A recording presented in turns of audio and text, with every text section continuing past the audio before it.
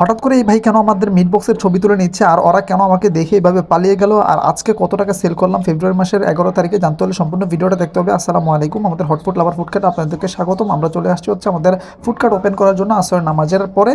Food cart open করার সাথে সাথে হচ্ছে এই আপু চলে আসছে ওনার ফ্যামিলি নিয়ে আমাদের বার্গার খাওয়ার জন্য। তো তাকে বার্গার দিয়ে দিলাম, তারপর একটি বার্গার পার্সেল আসছে সেটাও দিয়ে দিলাম রেডি করে। তারা বার্গার নিয়ে চলে গেল। তারপর মাগরিবের নামাজের সময় গিয়েছে, আগে নামাজ পড়ে কাজ, তো নামাজের জন্য চলে গেলাম। আপনারা নামাজ পড়বেন, আর আমাদের ঠিকানা হচ্ছে সাইনবোর্ড নিউ টাউন আবাসিক এলাকা, আপনারা চলে আসবেন। তারপর নামাজের পরে এই ছোটো ভাই চলে আসছে হচ্ছে একটা পাস্তা নেওয়ার জন্য, তার বাবাকে দিবে সেই পাস্তাটা, তার বাবাকে গিফট দিবে, তার বাবার দোকান সামনেই, তাই সে প্যাকেট নেয়নি, এইভাবে চলে গিয়েছে। আর এই ভাই আছে বার্গার নেওয়ার জন্য, ভাই একটা বার্গার খেলো আর 3টা পার্সেল নিল। ভাইয়ের কাছে নাকি বার্গার অনেক মজা লেগেছে। আর এই ভাই মিট বক্সের ছবি তুলে নিচ্ছে, ভাই বলছে যে অনেক মজা হয়েছে, নেক্সট টাইম আসবার ফেসবুক স্টোরি দিব, তাই ছবি তুলে নিলাম।